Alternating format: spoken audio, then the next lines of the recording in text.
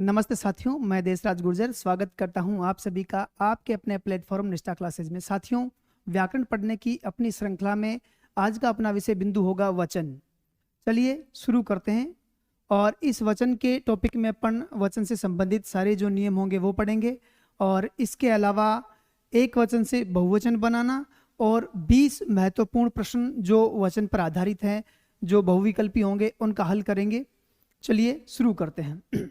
आज का अपना विषय बिंदु है वचन।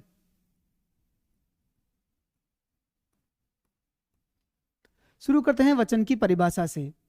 तो विकारी शब्दों का वह रूप जिससे उनका एक या अधिक की संख्या में होने का बोध होता है, उस रूप को वचन कहते हैं। लिखते हैं परिभाषा।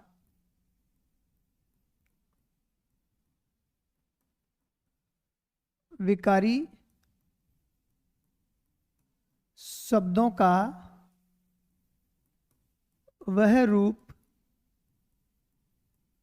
जिससे उनकी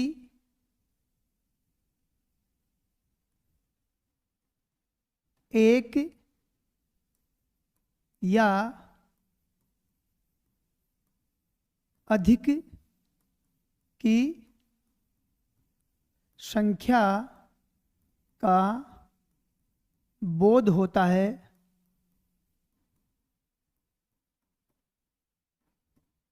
उसे वचन कहते हैं।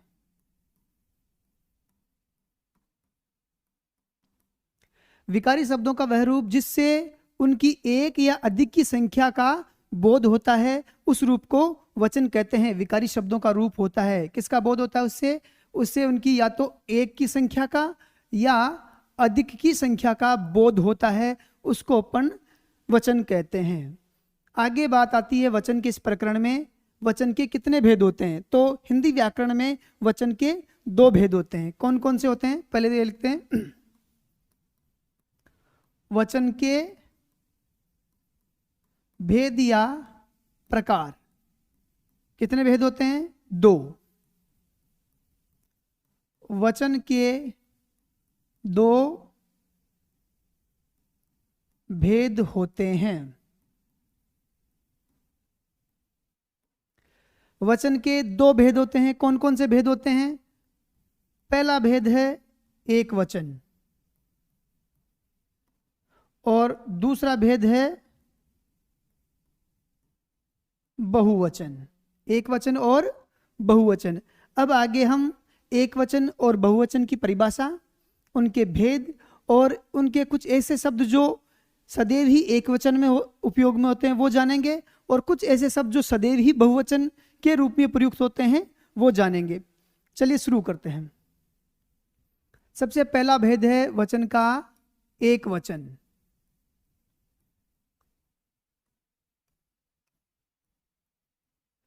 परिभाषा है विकारी शब्दों का वह रूप जिससे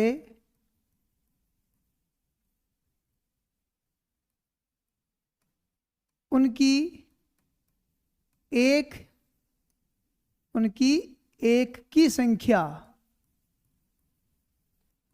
एक की संख्या में होने का बोध होता है,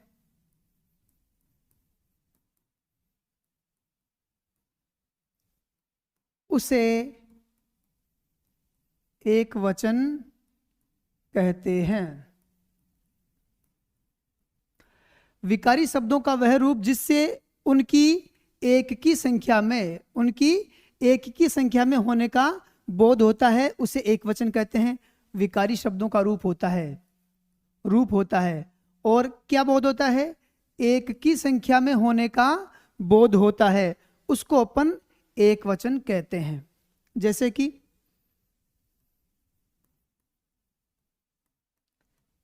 जैसे कि विपिन, मोहन, लड़का, काला, जाता आदि। ये सब एक वचन के रूप हैं। कुछ संज्ञाएं हैं, कुछ विशेषण हैं, एक विशेषण है, एक क्रिया है। तो ये एक वचन में है। और वैसे भी व्यक्तिवाचक, जैसे विपिन और मोहन, ये तो व्यक्तिवाचक संज्ञाएं हैं। व्यक्तिवाचक संज्ञाएं तो वैसे ही सदैव ही एक वचन में प्रयुक्त की जाती है। अब इनका अपन ने एक वचन रूप लिखा है, ये बहुवचन में भी प्रयुक्त की जा सकती है, लेकिन अपन ने यहाँ पर एक वचन रूप लिखा है। अगर ये बहुवचन में होते तो कैसे लिखे जाते? लड़का लड़के लिखे जाता, काला काले लिखे जाता, और जाता जाते लिखे जाता। अब इसके अलावा अपन उन शब्दों का ध्यान करेंगे जो सदैव एक वचन रूप में प्रयुक्त होते हैं। चलिए उन शब्दों को जान लेते हैं जो सदैव एक वचन रूप में प्रयुक्त होते हैं।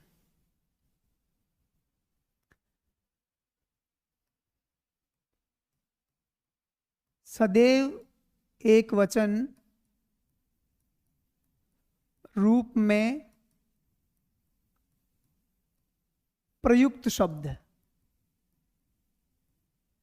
कुछ शब्द ऐसे होते हैं जो सदैव एक वचन में ही प्रयुक्त होते हैं, उनके बारे में जानेंगे। सबसे पहला तो है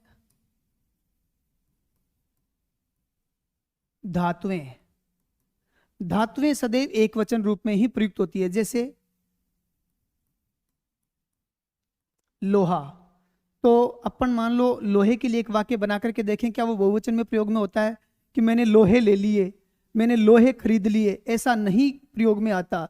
हम उसको एक वचन की तरह ही बोलते हैं, मैंने लोहा खरीद लिया, मैंने लोहा ले लिया है। तो एक वचन में। जैसे एक और अपन धातु के लिए करेंगे सोना, उसको भी अपन बहुवचन में प्रयोग में नहीं कर सकते, एक वचन में ही उसके वाक्य बनेंगे। मैंने सोना खरीद लिया, ऐसा नहीं बोलते कि मैंने सोने खरीद लिए, ऐसा प्रयोग में नहीं आता। इसी प्रकार चांदी, मैंने चांदियां खरीद ली, ऐसा उपयोग में नहीं आता। मैंने चांदी खरीद ली, मैंने चांदी ले ली, ऐसा उपयोग में आता है। तो ये लोहा, सोना, चांदी, तांबा, जितनी भी धातुएं हैं वो सदैव एक वचन में ही प्रयोग में आती है। चलिए आगे बढ़ते हैं। दूसरा है द्रव पदार्थ। जैसे जल यानी कि पानी, तेल, घी, छाछ, लस्सी और जितने भी द्रव होते हैं वे सब एक वचन में ही प्रयोग में लिए जाते हैं। जैसे कि सबसे पहले पानी, पानी को पानियां, ऐसा शब्द अपन में प्रयोग नहीं लेते हैं। एक ही वचन में आएगा पानी, मैंने पानी पी लिया। ऐसे 2-3 बार भी पी लेंगे तो ऐसा नहीं कहेंगे मैंने पानी पी लिए हैं, बहुत सारे पानी पी लिए, ऐसा नहीं आएगा। इसी प्रकार तेल, इसी प्रकार घी, दूध, दही, छाछ, चाय। अगर आदमी एक से ज्यादा चाय भी पी ले तो भी यही कहेगा कि मैंने चाय पी ली, मैंने चाय पी ली, ऐसा नहीं बोलता। तो ये सब के सब जो चीजें हैं वो सदैव एक वचन में प्रयुक्त होती हैं। धातुएं हो गई, द्रव हो गए। इसके अलावा एक चीज और है, वो है प्राकृतिक तत्व।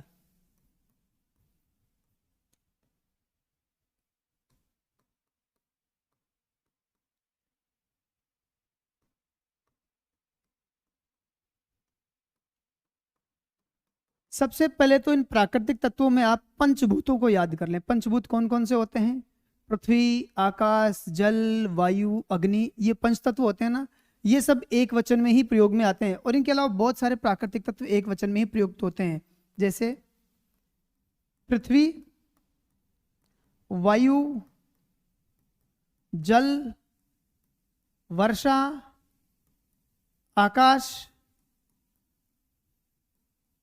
और अग्नि, ये सदैव एक वचन में ही प्रयुक्त होते हैं। धातुएं हो गई, द्रव हो गई, प्राकृतिक तत्व हो गए, सदैव एक वचन में प्रयुक्त होते हैं। चलिए आगे बढ़ते हैं, कुछ और हैं।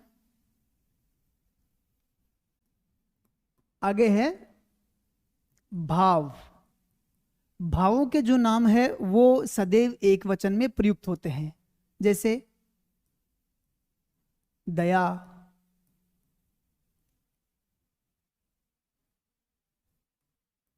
करुणा, क्रोध, मिठास, क्षमा, ये भाव या भावों के नाम सदैव ही एक वचन में प्रयुक्त होते हैं। इसके अलावा कुछ समूह बोधक संज्ञाएं या समूह बोधक नाम होते हैं, वे भी एक वचन में प्रयुक्त होते हैं। जैसे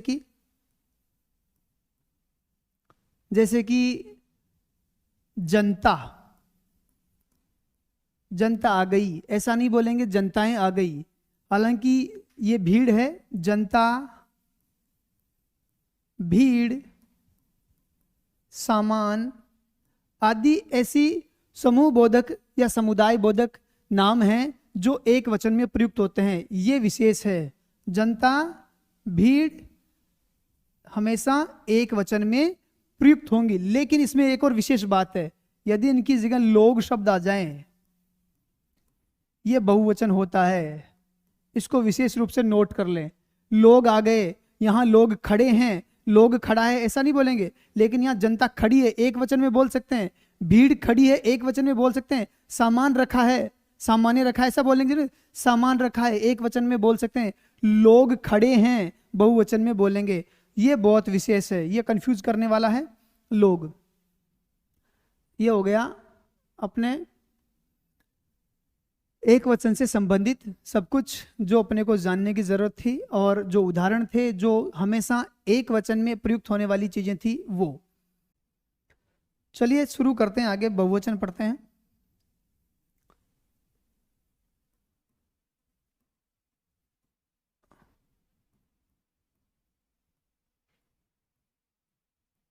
बहुवचन विकारी शब्दों का वह रूप जिससे उनके एक से अधिक की संख्या में होने का बोध होता हो उसे बहुवचन कहते हैं। चलिए लिख लेते हैं।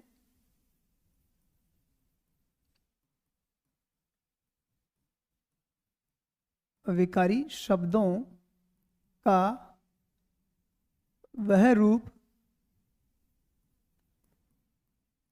जिससे उनके, विकारी शब्दों का वह रूप जिससे उनके एक से अधिक की संख्या में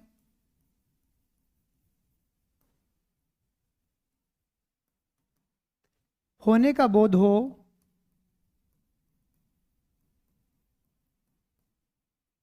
होने का बोध होता है, उसे बहुवचन कहते हैं। उसे बहुवचन कहते हैं। क्या है? विकारी शब्दों का रूप है जिससे क्या बोध होता है? एक से अधिक की संख्या का बोध होता है, और जो एक से अधिक की संख्या का बोध कराए विकारी शब्द के, उस रूप को क्या कहते हैं? बहुवचन कहते हैं। विकारी शब्द का रूप है और उस रूप से एक से अधिक की संख्या का बोध होता है, और ऐसे बोध कराने वाले रूप को बहुवचन कहते हैं। उदाहरण देख लेते हैं।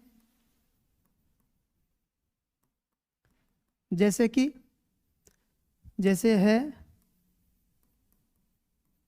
काले, जाते, है ना।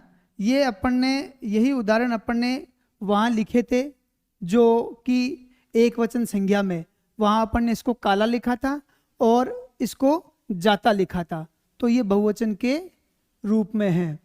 अब अपन देख लेते हैं कुछ ऐसे शब्द जो हमेशा बहुवचन के रूप में प्रयुक्त होते हैं, वो देख लेते हैं।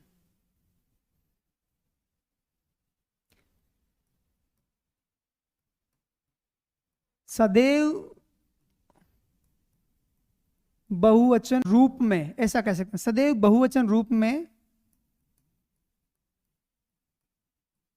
प्रयुक्त शब्द कौन कौन से शब्द होते हैं आपको बता देता हूं मैं।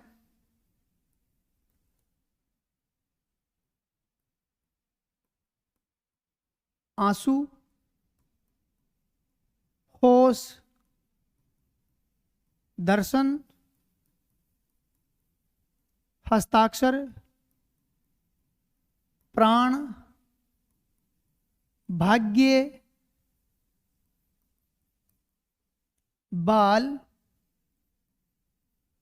और जब कोई व्यक्ति एक वचन में हो लेकिन अपने से सम्माननीय हो, अपने से बड़ा हो, तब अपन उसको आप कह करके बोलते हैं। एक व्यक्ति होने के बावजूद भी उसको बहुवचन में बोलते हैं, आप सूचक। ये वो शब्द हैं जो सदैव बहुवचन में प्रयुक्त होते हैं। ये ध्यान रखने वाली बात है, यहीं से प्रश्न बनता है ज्यादातर। अपन ने अब तक देख लिया है वचन की परिभाषा, उसके भेदों की संख्या, भेदों के नाम, भेदों की परिभाषा, भेदों के उदाहरण, और एक वचन और बहुवचन में सदैव प्रयुक्त होने वाले शब्द। अब आगे अपन देखेंगे एक वचन से बहुवचन बनाना, और फिर इससे संबंधित कुछ प्रश्न हैं जो अपन कर लेंगे। चलिए शुरू करते हैं। अब कुछ महत्वपूर्ण बातें इससे संबंधित देख लेते हैं। एक तो है कि कुछ संबंधवाचक शब्द होते हैं जिनके एक वचन और बहुवचन एक जैसे ही होते हैं। कुछ संबंधवाचक शब्द होते हैं जिनके एक वचन और बहुवचन एक जैसे ही होते हैं, जैसे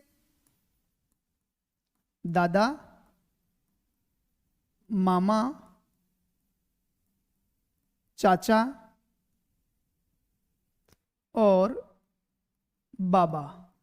इन शब्दों के एक वचन और बहुवचन एक जैसे होते हैं। बाबा को बहुवचन में भी बाबा ही कहते हैं, बाबे नहीं कहते। मामा को बहुवचन में भी मामा ही कहते हैं, मामे नहीं कहते। चाचा और बाबा और दादा, इन सब के लिए वही बात लागू है। दादा एक वचन बहुवचन में एक जैसा रहेगा, मामा, चाचा और बाबा इनका एक जैसा ही स्वरूप रहेगा। यानी कि दादा, मामा, बाबा और चाचा, चाहे वो बहुवचन हो चाहे वो एक वचन हो। लेकिन कुछ रिश्तों के नाम ऐसे होते हैं जो एक वचन में अलग और बहुवचन में अलग होते हैं, जैसे भतीजा से बहुवचन बनेगा भतीजे, और भांजा, भांजा से बहुवचन बनेगा भांजे, और साला से बहुवचन बनेगा साले। ये कुछ शब्द हैं जो ये ऊपर वाले तो जो सदैव दोनों ही रूपों में एक जैसे लिखे जाते हैं, रिश्तों के ऐसे नाम, और ये वो जो एक वचन में अलग और बहुवचन में अलग लिखे जाते हैं, ये वो नाम है।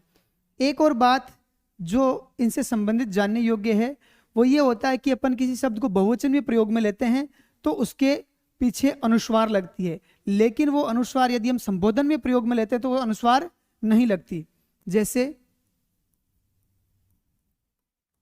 बच्चों, ये बहुवचन शब्द है तो ऊपर अनुस्वार, यहां अपन ने अनुस्वार लगाया है। एक जैसे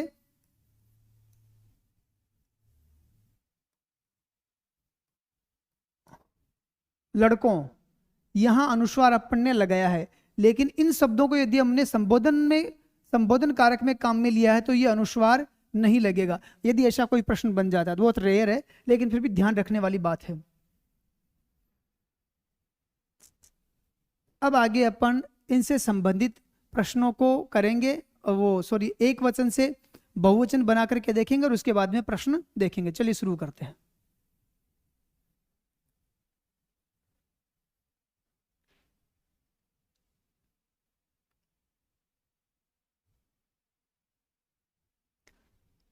कुछ शब्द हैं जिनको अपन एक वचन से बहुवचन बना करके देख लेते हैं, जिससे कि अपना थोड़ा अभ्यास हो जाएगा और थोड़ी चीजें क्लियर हो जाएंगी। और आ से अंत होने वाले शब्दों में आगे ए लगा करके बहुवचन बनाना, जैसे बाला, और इसको बहुवचन बनाएंगे तो कैसे बनाएंगे? बालाएं, ये हुआ। इसी प्रकार कविता, तो ए और लगा देंगे, कविताएं। कथा, कथा का होगा कथाएं।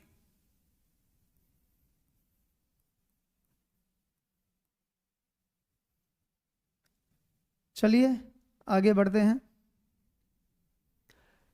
ई बड़ी ई होती है, उससे अंत होने वाले शब्द में इया या यो लगा करके, इया या यो लगा करके बहुवचन बनाना। जैसे दवाई से दवाइयां, ठीक है ना।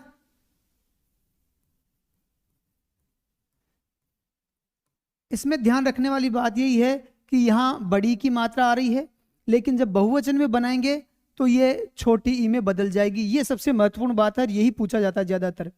लड़की से लड़कियां, ये छोटी की मात्रा में बदल जाएगी, ये ध्यान रखने वाली बात है। साड़ी से साड़ियां, नदी से नदियां, यहां बड़ी की मात्रा है लेकिन इसमें बहुवचन में बदलेंगे तो छोटी की मात्रा में बदल जाएगी। खिड़की से खिड़कियां,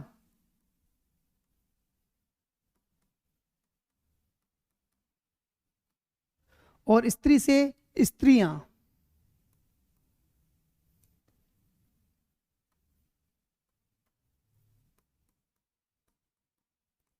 स्त्रियां इस प्रकार से छोटी की मात्रा में बदल जाएंगी। चलिए आगे बढ़ते हैं।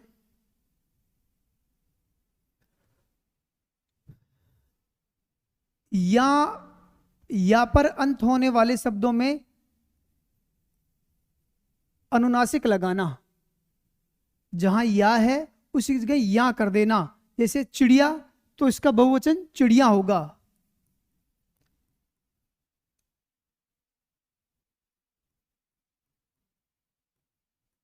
बस ये अनुनासिक का अंतर आएगा केवल। ये जो चंद्र बिंदु जिसको अपन बोलते हैं, अगर ये लगाते ही बहुवचन बन जाएगा। डिबिया में डिबिया, बस ये बहुवचन हो गया। ऐसा ही गुड़िया, ये बहुवचन हो गया। ये गुड़िया से गुड़िया। तो ये वो शब्द हैं जिनमें अपन चंद्र बिंदु लगा करके भी बहुवचन बनाते हैं, ध्यान रखने योग्य है। चलिए आगे बढ़ते हैं।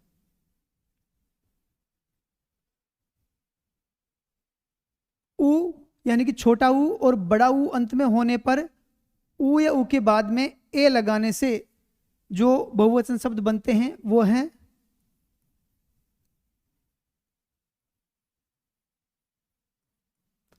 वधुएं।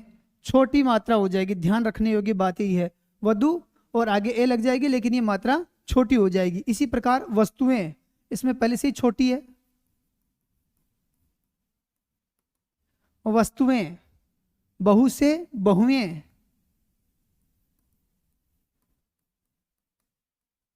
इस प्रकार से अपन वधु से वधुएं, वस्तु से वस्तुएं और बहु से बहुएं बहुवचन बनाते हैं। चलिए आगे बढ़ते हैं। कुछ शब्द ऐसे होते हैं जिनके अंत में व्यंजन ही होते हैं, उनसे कैसे बहुवचन बनाते हैं। दीवार, दीवारें, यहां अनुस्वार लगाना जरूरी है। सड़क, सड़कें, सड़क से सड़कें। कलम, कलमें। इस प्रकार से एक वचन से बहुवचन बना रहे हैं। आगे किसी शब्द के पीछे जन लगा दें, गण लगा दें, वर्ग लगा दें या वृंद लगा दें, उसको बहुवचन में परिवर्तित कर सकते हैं। जैसे गुरुजन, तो गुरु में जन शब्द लगा दिया अपन ने तो बहुवचन हो गया गुरुजन। इसी प्रकार अध्यापक, इसके पीछे अपन ने गण लगा दिया तो ये बहुवचन हो गया अध्यापक गण। इसी प्रकार लेखक और गण लगा दिया तो बहुवचन हो जाएगा लेखक गण। और इसी प्रकार युवा और उसके आगे वर्ग लगा दिया तो बहुवचन हो जाएगा युवा वर्ग। चलिए और कुछ शब्दों का अभ्यास कर लेते हैं। भक्त के पीछे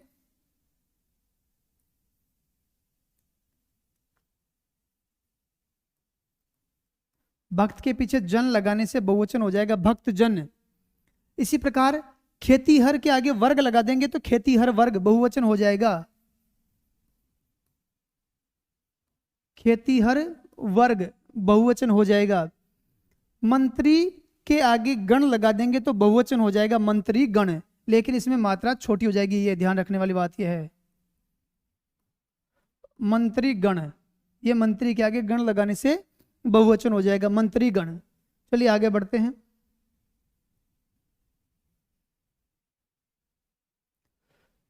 इन शब्दों का अभ्यास कर लेते हैं। महत्वपूर्ण शब्द हैं, ये अलग से लिखे हुए हैं लेकिन महत्वपूर्ण है।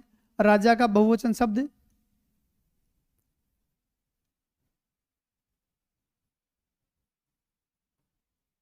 राजा का बहुवचन शब्द राजा ही होता है, उसमें कोई परिवर्तन नहीं होता। बच्चा का बहुवचन शब्द बच्चे।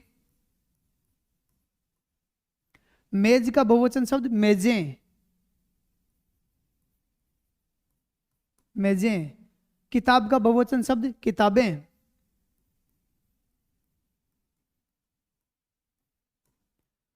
पेड़ का बहुवचन शब्द पेड़ ही होता है, दोनों ही रूपों में ये काम में आता है। एक वचन में भी पेड़ ही होता है और बहुवचन में भी पेड़ ही होता है, ये ध्यान रखने वाली बात है। चोर एक वचन और बहुवचन दोनों ही रूपों में ऐसे ही लिखा जाता है, चोर ही लिखा जाता है। एक वचन और बहुवचन दोनों के लिए यही शब्द काम में लिया है। दोस्त, ये भी ऐसा शब्द है जो एक वचन के लिए भी काम में आएगा और बहुवचन के लिए भी काम में आएगा। जैसे चोर आ गया तो भी चोर का चोर ही रहेगा, चोरे नहीं होगा। ऐसे ही दोस्त मिलने आया तो एक वचन, दोस्त मिलने आए तो भी एक वचन, दो बहुवचन, यानी कि दोस्त मिलने आया तो भी दोस्त रहेगा और दोस्त मिलने आए तो भी दोस्त रहेगा। इस रूप में कोई परिवर्तन नहीं होगा।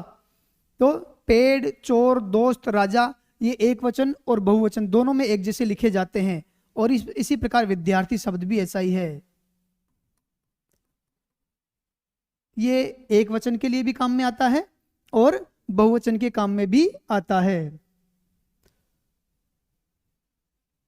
एक वचन से बहुवचन बनाने का जो अभ्यास है वो अपन ने पूरा कर लिया है। अब कुछ प्रश्न हैं जिनका अगर आप अपना अभ्यास कर लेंगे तो वचन का अपना टॉपिक पूरा हो जाएगा। चलिए शुरू करते हैं।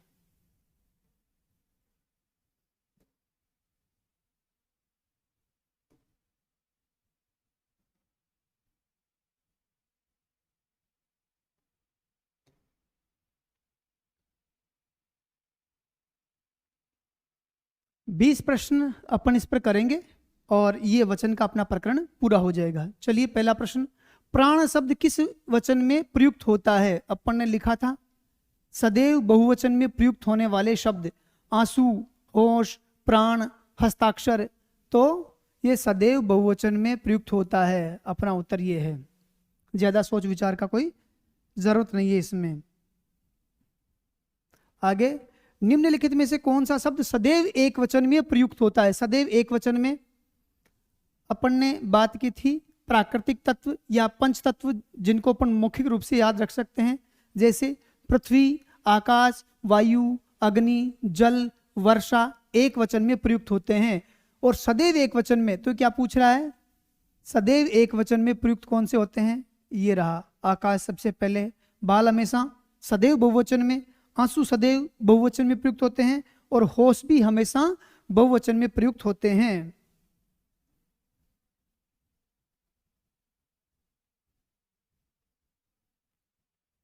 डाकिया शब्द का सही बहुवचन क्या होगा? डाकिया, डाकिए, डाकियों या डाकियागण?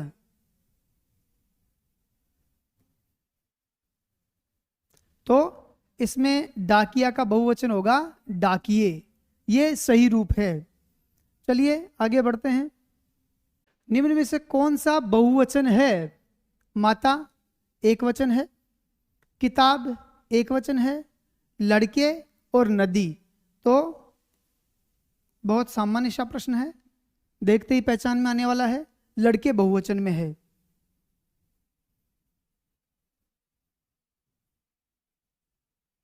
चलिए आगे बढ़ते हैं।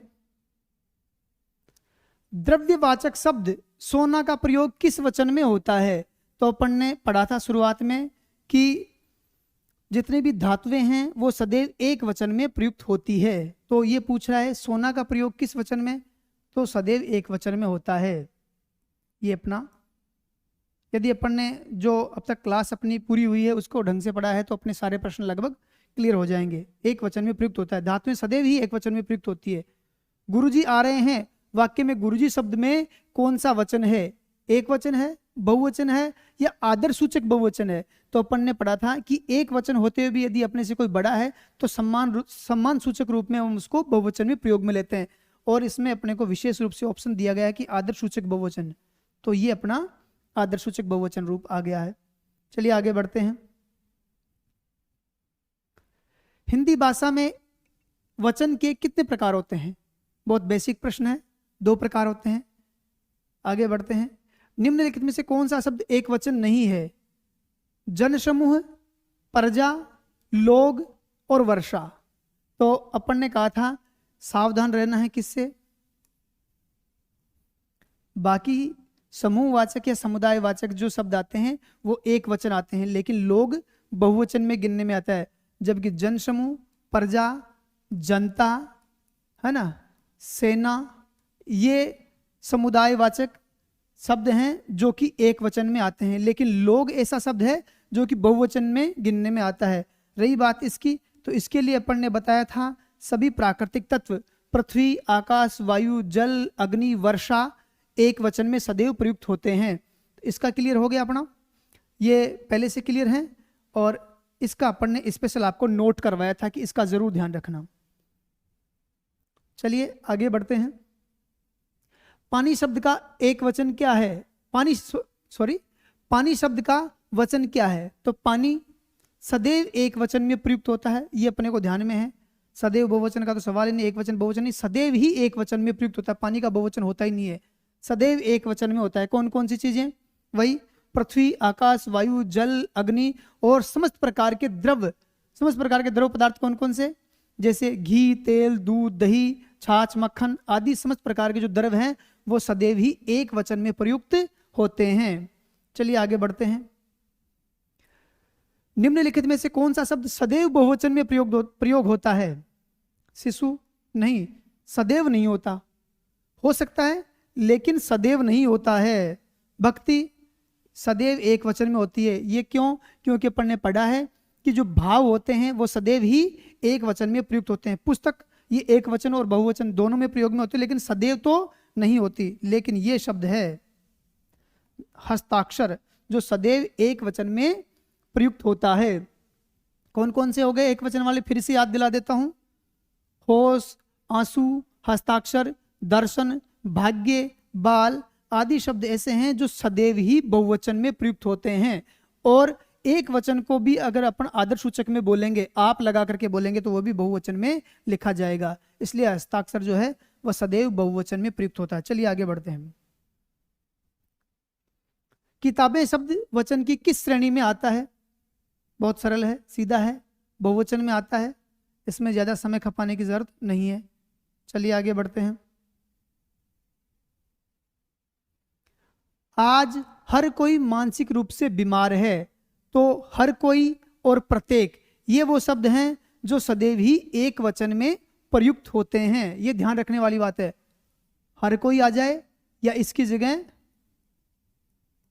प्रत्येक शब्द आ जाए, ये दोनों ही एक वचन के रूप में प्रयोग में लिए जाते हैं, सदैव एक वचन के रूप में प्रयोग में लिए जाते हैं। कौन कौन से, हर कोई, और उसका मतलब भी होता है प्रत्येक, और जाहिर सी बात है इसमें एक लिखा हुआ है तो एक वचन में ही आएगा, तो ये हमेशा सदा एक वचन में प्रयुक्त होते हैं। ये इसका उत्तर है, हर कोई और प्रत्येक, इसका विशेष ध्यान रखना, सदैव एक वचन में प्रयुक्त होते हैं। चलिए आगे बढ़ते हैं। दर्शन शब्द का प्रयोग किस में होता है, एक वचन, सदैव बहुवचन, दोनों में। तो अपन ने पढ़ा था कौन कौन से, होश, आंसू, दर्शन, हस्ताक्षर ये सदैव बहुवचन होते हैं, तो दर्शन सदैव बहुवचन। चलिए आगे बढ़ते हैं। शब्द के जिस रूप से उसके एक या अनेक होने का बोध होता है उसे क्या कहते हैं, वचन कहते हैं। ये वचन की परिभाषा है। चलिए वचन हो गया, आगे बढ़ते हैं। निम्नलिखित में से एक वचन शब्द कौन सा है, प्राण सदैव बहुवचन है, दर्शन सदैव ही बहुवचन है, नदी ये एक वचन और बहुवचन दोनों होती है, लेकिन फिलहाल एक वचन के रूप में लिखी हुई है, और आंसू सदैव बहुवचन में होते हैं। चलिए आगे बढ़ते हैं। इसमें तो नदी अपना उत्तर है। होश शब्द का प्रयोग प्राय किस वचन में होता है? प्राय नहीं, सदैव ही बहुवचन में होता है इसका प्रयोग। होश शब्द हमेशा बहुवचन के रूप में प्रयोग में लिए जाते हैं। चलिए आगे बढ़ते हैं।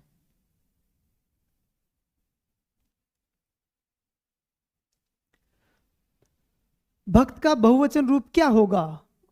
भक्तों, भक्तजन, भक्त वर्ग या उपयुक्त सभी। देखो ऐसा है, ये तीनों ही रूप सही हैं, और प्रसंग के अनुसार भक्त का बहुवचन भक्तों भी हो सकता है, प्रसंग के अनुसार भक्त का बहुवचन भक्तजन भी हो सकता है, और भक्त वर्ग भी हो सकता है। इसलिए हमारा उत्तर इसमें उपयुक्त सभी होगा, उपरोक्त सभी होगा। जनता शब्द किस वचन का उदाहरण है?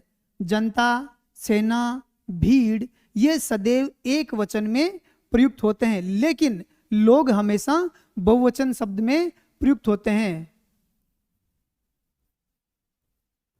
जनता, सेना, भीड़, ये एक वचन के रूप में प्रयुक्त होते हैं, लेकिन लोग, स्पेशल ध्यान रखना है इसका, लोग हमेशा बहुवचन के रूप में प्रयुक्त होते हैं। चलिए आगे बढ़ते हैं। तो यहाँ तो जनता के बारे में पूछा, जनता शब्द किस वचन का उदाहरण है? एक वचन में। चलिए आगे बढ़ते हैं। निम्नलिखित में से कौन सा शब्द बहुवचन नहीं है? दर्शन शब्द हमेशा बहुवचन, बाल शब्द सदैव बहुवचन, हस्ताक्षर सदैव बहुवचन, और जनता शब्द सदैव एक वचन के रूप में प्रयुक्त होता है। तो ये कहता बहुवचन कौन सा नहीं है? जनता बहुवचन नहीं है, जनता शब्द बहुवचन नहीं है। इतनी बार आया है कि अब तो याद हो ही जाना चाहिए, और मुख्य रूप से यही पूछे जाते हैं, यूं समझ लो। आंख का बहुवचन रूप क्या है? आंखें, आंखों, आंखें या अखियां? तो देखो एक तो ये, एक तो ये, और एक ये, एक जैसा ही लगता है। कंफ्यूजन इन्हीं में है। यहां अनुस्वार लगा हुआ है और यहां अनुस्वार नहीं लगा हुआ है, इसलिए आंख शब्द का बहुवचन आंखें होगा जहां की अनुस्वार लगा हुआ हो। यदि अनुस्वार नहीं लगा हुआ तो बहुवचन नहीं है। चलिए अपने 20 प्रश्नों का जो अभ्यास है वो पूरा हो गया है, और इसी प्रकार अपन व्याकरण की श्रृंखला को आगे बढ़ाते रहेंगे। एक विशेष सूचना यह है कि जो साथी फर्स्ट ग्रेड की और सेकंड ग्रेड की तैयारी कर रहे हैं, अब उनके लिए जो निर्धारित पाठ है उस पाठ के भी क्लासें अब शुरू करेंगे अपन। और पहली क्लास जो होगी वो सूरदास के भ्रमर गीत सार की होगी, जो आचार्य रामचंद्र शुक्ल के द्वारा संपादित है। उस पर क्लासें शीघ्र ही आने वाली है, और बहुत ही शानदार और अच्छी क्लास आएगी। यदि एक बार आप उसको पढ़ लोगे, कहीं से पढ़ने की आवश्यकता नहीं रहेगी, और ना ही भूलोगे, विजुअल कंटेंट के साथ उसको लेकर के आएंगे। तो जो साथी फर्स्ट ग्रेड और सेकंड ग्रेड कर रहे हैं, उनको वो जो निर्धारित पाठ की क्लासें हैं और जिसमें पहली क्लास भ्रमर गीत सार की है, ज़रूर देखनी चाहिए। बने रहिए, धन्यवाद।